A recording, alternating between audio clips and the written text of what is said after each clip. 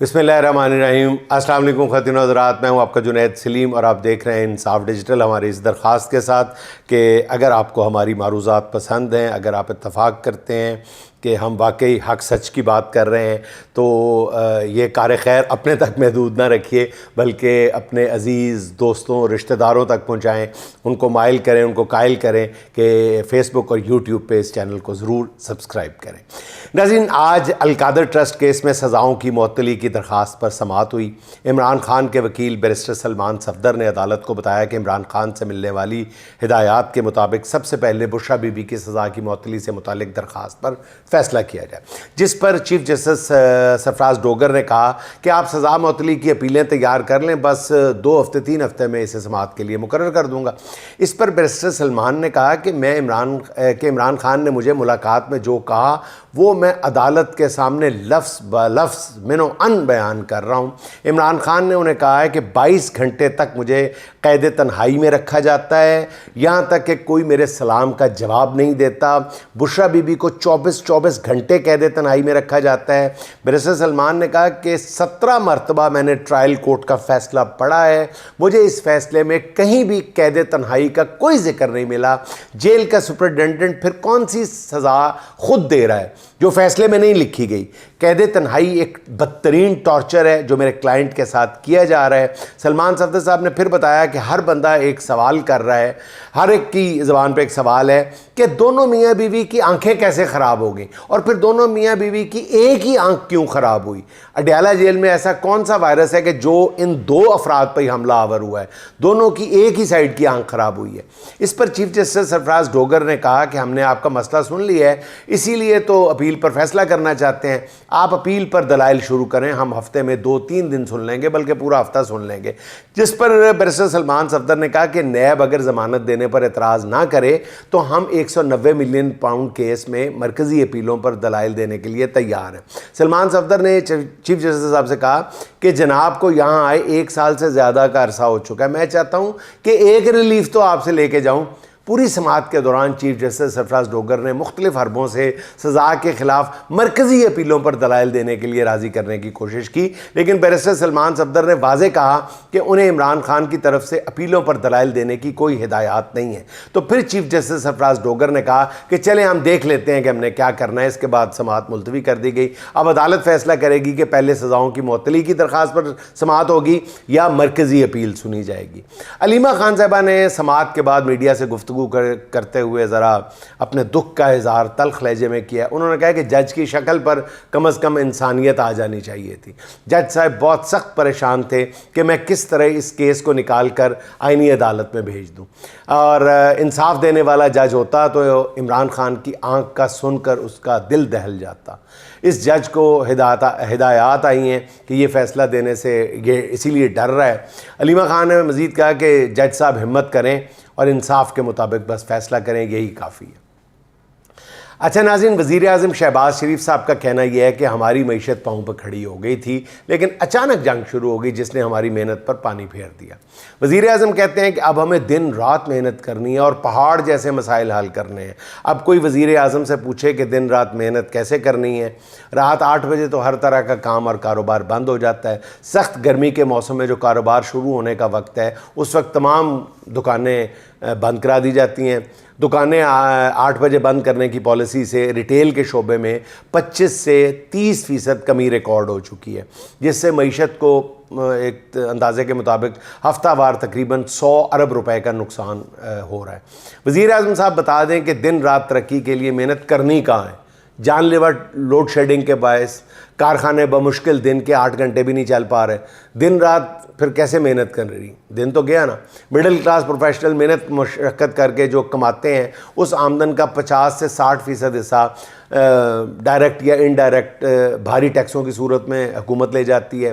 वज़ीर आज़म साहब फिर बता दें कि दिन रात मेहनत करनी है तो कहाँ करनी है। रियल एस्टेट में यानी तामीरात के शोबा जो है वो पूरी दुनिया में तरक्की के इंजन के तौर पे कहा जाता है, काम करता है, मगर पिछले 4 साल से ये शोबा तबाही के दहाने पे है। सीमेंट और सरिया سمیت ہر چیز اتنی مہنگی ہو چکی ہے کہ کوئی اس کی طرف آنے کو تیار نہیں ہے. اس لیے وزیر اعظم صاحب صرف دن رات محنت کے ڈائلاگ نہ بولیں, یہ بھی بتائیں کہ کون سا شعبہ ہے جہاں دن رات محنت ہو سکتی ہے. اسکول اور کالجز ہفتے میں 3 دن کے لیے بند رہتے ہیں. نجی شعبے کا ہر ادارہ تباہی کے دہانے پہ ہے. دن رات محنت کرنے والا کسان لے کر باہر دانے کے لیے مارے پھر رہا ہے بیچارہ, دن رات محنت کر کے. کسان کو یوں خار ہوتے دیکھ کے پھر بندہ کہتا ہے کہ کون دن رات محنت کرے گا. اینی ناظرین, ٹیکسوں کے ذریعے عام آدمی کا خون نچوڑ لینے کے بعد حکومت کی اقتصادی کارکردگی یہ ہے کہ رواں مالی سال کے پہلے 9 ماہ کے دوران ایف بی آر کا جو شارٹ فال ہے وہ 611 ارب روپے ہے, جبکہ اپریل کے مہینے کا شارٹ فال لگ بھگ 100 ارب روپے تھا. پیٹرولیم مصنوعات حکومت کی بقا کی ضامن بنی ہوئی ہیں. بس پٹرول پہ لیوی بڑھاتے جاؤ, حکومت چلاتے جاؤ. حکومت نے اپنی اقتصادی ناکامیوں کا سارا بوجھ عوام پر منتقل کر دیا ہے. طریقہ بڑا آسان ہے کہ وہی پیٹرولیم اور ڈیزل کی قیمتیں بڑھاتے جاؤ. رواں مالی سال کے 9 ماہ میں حکومت پیٹرولیم لیوی کی مدد میں, یعنی پیٹرول پر ٹیکس کی مدد میں 1200 ارب روپیہ اکٹھا کر چکی ہے, جبکہ اگلے 2 سے 2.5 ماہ میں 250 ارب 250 ارب کے قریب مزید لیوی ٹیکس اکٹھا کرے گی حکومت. بجلی کے بلز بھی بڑھنے جا رہے ہیں سنا ہے. حکومت کو سب سے بڑا فائدہ یہ ہے کہ ان کے سامنے کوئی مزاحمت نہیں ہے, نہ کوئی سیاسی جماعت بولتی ہے, نہ عوام مزاحمت کے موڈ میں ہے. حکومت اسے اپنی کامیابی سمجھتے ہوئے اپنے لوگوں پہ چڑھ دوڑی ہے. اچھا ناظرین, الیکشن کمیشن آف پاکستان نے انٹرا پارٹی انتخابات نہ کرانے پر 2 سیاسی جماعتوں کی رجسٹریشن منسوخ کر دی ہے, جن کے مطابق ملک میں جس کے بعد ملک میں اس وقت رجسٹرڈ سیاسی جماعتوں کی تعداد مجموعی تعداد کم ہو کے 100 غالباً 67 رہ گئی ہے, 167. الیکشن کمیشن کی جانب سے جاری کردہ نوٹیفیکیشن کے مطابق سابق چیف جسٹس افتخار چودھری کی جماعت Pakistan justice and democratic party اور استحکام پاکستان تحریک کو ڈی لسٹ کر دیا گیا. ان جماعتوں کے خلاف یہ کارروائی الیکشن ایکٹ اور رولز کی مسلسل خلاف ورزیوں, انٹرا پارٹی الیکشن نہ کرانے اور سالانہ مالیاتی گوشوارے جمع نہ کرانے پر عمل میں لائی گئی ہے. الیکشن کمیشن کے پولیٹیکل فنانس ونگ کی سفارش پر کیے گئے اس فیصلے کے تحت دونوں جماعتوں سے ان کے انتخابی نشانات بھی واپس لے لیے گئے ہیں. کمیشن کا موقف یہ ہے کہ مذکورہ جماعتوں کا اپنا ریکارڈ درست کرنے کے لیے متعدد مواقع فراہم کیے گئے, تاہم ناکامی پر 16 اپریل کو انہیں ڈی لسٹ کرنے کا حکم دیا گیا. تازہ ترین فہرست کے مطابق اس وقت P T I, T L P سمیت 4 سیاسی جماعتیں بھی ایسی ہیں جو کسی باقاعدہ سربراہ یا انٹرا پارٹی الیکشنز کے بغیر کام کر رہی ہیں. اس خبر کے بعد بتانا ہے کہ پی ٹی آئی کو ڈی لسٹ کرنے کے لیے الیکشن کمیشن نے ایڈوانس میں ماحول بنانا شروع کر دیا ہے, یہ کہنا ہے باخبر حلقوں کا. ساتھ ہی یاد آیا کہ کئی ماہ پہلے عمران خان نے ہدایت کی تھی کہ الیکشن کمیشن میں ایک نئی پارٹی رجسٹر کرائی جائے, ابھی تک ایسا نہیں ہو سکا. حیرانی ہوتی ہے کہ جیل میں قید تنہائی کا شکار شخص جو ہے وہ باہر کے حالات کے بارے میں کتنے ٹھیک اندازے لگاتا ہے, اور تشویش اس بات کی ہے کہ تحریک انصاف جس میں ایک سے ایک بڑھ کر قانونی دماغ وکیل موجود ہیں, وہ نہ تو قانونی پیچیدگیوں کو سمجھ رہے ہیں, اگر سمجھ رہے ہیں تو وہ پھر کچھ کرنے کو تیار نہیں ہیں.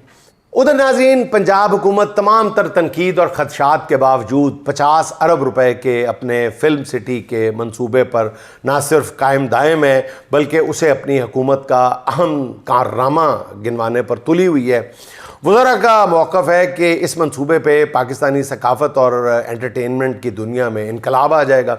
ناظرین, بدترین اقتصادی اور معاشی حالات میں صرف 4 تالیاں بجوانے اور عوام کو خوش کرنے کے لیے اس انوکھے اقدام پر اس بیچارے لڑکے کا قصہ یاد آ جاتا ہے جس کے گھر میں ہمسائی کا دوپٹہ آندھی سے اڑ کر آ جاتا ہے.